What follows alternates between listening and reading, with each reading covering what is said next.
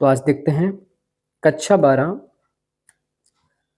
राजनीति का 5वां पार्ट है समकालीन विश्व में सुरक्षा। और इसका अगर हम देखें पहला क्वेश्चन है, इंपॉर्टेंट क्वेश्चंस करेंगे। सिर्फ पहला क्वेश्चन है सुरक्षा की पारंपरिक धारणा का अर्थ लिखिए। तो दो प्रकार से क्वेश्चन आते हैं इसमें से। एक तो आता है सुरक्षा की पारंपरिक और दूसरा आता है सुरक्षा की अपारंपरिक धारणा। पारंपरिक का मतलब होता है सैन्य खतरा, यानी किसी भी देश को खतरा है, वो सैन्य खतरा हो सकता है, दूसरे देश से खतरा हो सकता है। लेकिन अपारंपरिक की बात करें, देखो पारंपरिक में सैन्य खतरा होता है, दूसरे मुल्क से खतरा होता है। वहीं अपारंपरिक में पता क्या होता है, किसी सेना से खतरा नहीं होता है। जैसे कि इसमें मानवीय संकट होता है, गरीबी हो सकता है, ठीक है, महामारी हो सकता है, आतंकवाद हो सकता है। ये सारी बीमारियां वगैरह, आतंकवाद से संबंधित ये सारी चीजें, महामारियां, ये सब आते हैं अपारंपरिक संकट में या अपारंपरिक सुरक्षा में, ठीक है। तो पारंपरिक में सिर्फ सैन्य गतिविधियां, यही सैन्य संकट रहता है, और अपारंपरिक में बहुत सारा खतरा होता है, मानवीय खतरा। किस चीज से खतरा हो सकता है? ग्लोबल वार्मिंग से खतरा हो सकता है, ठीक है, महामारियों से खतरा हो सकता है, आतंकवाद से खतरा होता है, खुद के देश से खतरा हो सकता है, अलगाववाद वगैरह चलता है तो गृह युद्ध हो सकता है, ठीक है। किसी देश की सरकार जनता को पहुंचा सकती, नुकसान पहुंचा सकती है, जातीय संघर्ष, जातीयता के आधार पर, नस्ल के आधार पर उनको नुकसान पहुंचा सकती है, वो अपारंपरिक में आ जाएगा। तो सबसे पहले क्वेश्चन लिखा हुआ है कि सुरक्षा की पारंपरिक धारणा का अर्थ लिखिए। तो आंसर हो जाएगा सुरक्षा की पारंपरिक धारणा का मुख्य संबंध बाहरी सैन्य खतरों से होता है। इसमें सबसे ज्यादा खतरा एक देश को दूसरे देश की सैन्य शक्ति से होता है। तो पारंपरिक में आप इस प्रकार से याद रख लेंगे। दूसरा क्वेश्चन कह रहा है कि सुरक्षा की अपरंपरागत धारणा क्या है, या फिर कह सकते हैं अपारंपरिक धारणा क्या है। तो सुरक्षा की अपरंपरागत धारणा केवल राज्यों या सीमाओं की सुरक्षा तक सीमित नहीं है, बल्कि ये मानवीय अस्तित्व और पूरी मानवता की सुरक्षा पर जोर देती है। उदाहरण के लिए आप लिख सकते हैं जैसे कि ग्लोबल वार्मिंग, महामारियां, आतंकवाद, ठीक है, ये सारे आपके सुरक्षा की अपारंपरिक में आ जाएंगे, ठीक है। अगला क्वेश्चन है कि सुरक्षा की पारंपरिक और अपारंपरिक धारणा में दो अंतर लिखिए। तो पारंपरिक धारणा की अगर अपन बात करते हैं कि इसका जो स्रोत है वो क्या है, खतरे का स्रोत। तो खतरे का स्रोत जो रहता है वो दूसरा देश होता है। वहीं पर अपारंपरिक धारणा में खतरे का स्रोत क्या है, तो इसमें आतंकवाद, गरीबी, महामारी, ग्लोबल वार्मिंग, ये खतरे के स्रोत हैं। अगर अपन देखें कि पारंपरिक धारणा में हमें क्या बचाना होता है, तो इसमें हमें मुख्य जो होता है वो देश की क्षेत्रीय अखंडता को बचाना होता है, देश की संप्रभुता को बचाना होता है, देश के केंद्रीय मूल्यों को बचाना होता है। वहीं अगर हम अपारंपरिक की बात करें, इसमें क्या बचाना होता है, तो इसका मुख्य केंद्र जो होता है वो व्यक्ति और संपूर्ण मानवता का अस्तित्व रहता है। आगे देखते हैं तीसरा क्या लिखा है। इसमें सुरक्षा के लिए सैन्य गठबंधन और शक्ति संतुलन का प्रयोग किया जाता है। वहीं पर अगर देखें, इसमें सुरक्षा के लिए अंतरराष्ट्रीय सहयोग और सामूहिक प्रयासों का की आवश्यकता होती है। यानी कह सकते हैं अपन कि पारंपरिक धारणा से अगर आपको बचना है या पारंपरिक सुरक्षा से, खतरों से बचना है, तो आप सैन्य शक्ति मजबूत कर लीजिए, यानी सेना से अगर आपको लड़ना है दूसरे देश से। वहीं आपको गरीबी से बचना है, आपको आतंकवाद से बचना है, आपको महामारियों से बचना है, तो आपको पूरे विश्व का, अंतरराष्ट्रीय समुदाय का क्या करना चाहिए, समर्थन पाना चाहिए। समर्थन करोगे, समर्थन एक दूसरे का मिलेगा, तभी इन चीजों से बच पाओगे अपारंपरिक में। अगला प्रश्न कह रहा है कि अगर किसी राष्ट्र पर पारंपरिक खतरा मंडरा रहा हो तो उसके सामने क्या विकल्प होते हैं। पारंपरिक मैंने बता चुका हूं कि पारंपरिक का मतलब तो सैन्य खतरा, दूसरे मुल्क खतरा, दूसरे मुल्क का खतरा।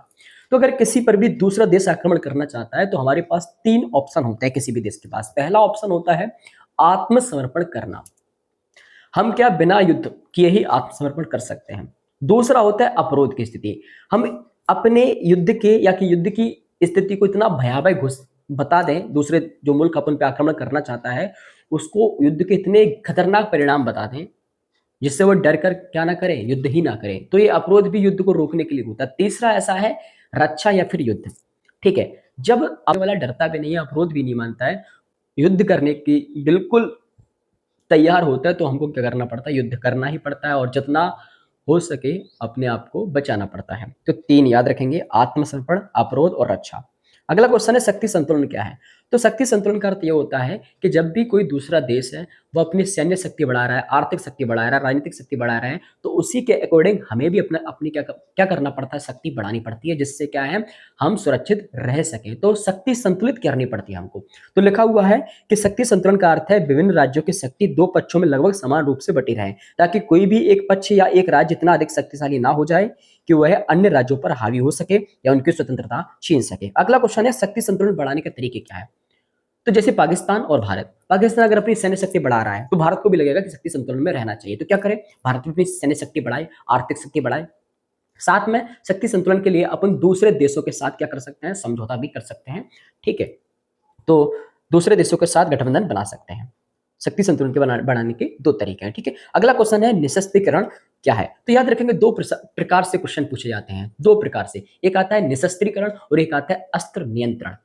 निशस्त्रीकरण में क्या होता है, पूरी तरह से हथियारों का खात्मा किया जाता है, पूरी तरह से हथियार समाप्त किए जाते हैं। और अस्त्र नियंत्रण में कुछ हथियारों पर नियंत्रण लगाया जाता है। निशस्त्रीकरण का उदाहरण क्या है, तो निशस्त्रीकरण का अगर उदाहरण अपन देखेंगे तो है BWC और CWC, बायोलॉजिकल वेपन्स कन्वेंशन और केमिकल वेपन्स कन्वेंशन। में BWC में आज अगर अपन देखते हैं तो 155 से ज्यादा देशों ने हस्ताक्षर किए, वर्तमान में 183 हैं। वहीं अगर अपन NCERT के अकॉर्डिंग देखें तो 155 लिखा हुआ है। वहीं पर अपन दूसरी देखते हैं CWC में 193 देशों ने हस्ताक्षर किए हैं। तो निशस्त्रीकरण का अर्थ क्या है कि विश्व शांति को बनाए रखने और युद्धों की विभीषिका को कम करने के लिए खास किस्म के हथियारों को छोड़ना या उन पर रोक लगाना पूरी तरह से। वहीं अगला क्वेश्चन है कि अस्त्र नियंत्रण किसे कहते हैं। अस्त्र नियंत्रण, तो अस्त्र नियंत्रण का मतलब होता है कि कोई प्रकार का अस्त्र है, जैसे परमाणु वगैरह है, परमाणु अस्त्र है, परमाणु हथियार है, उन पर नियंत्रण रखना, यानी पूरी तरह से समाप्त नहीं करना है, उन पर नियंत्रण रखना। लिखा हुआ अस्त्र नियंत्रण से तात्पर्य उन अंतरराष्ट्रीय प्रयासों या और समझौतों से है जिनका उद्देश्य हथियारों के विकास, उत्पादन और भंडारण और उपयोग को विनियमित और सीमित करना है।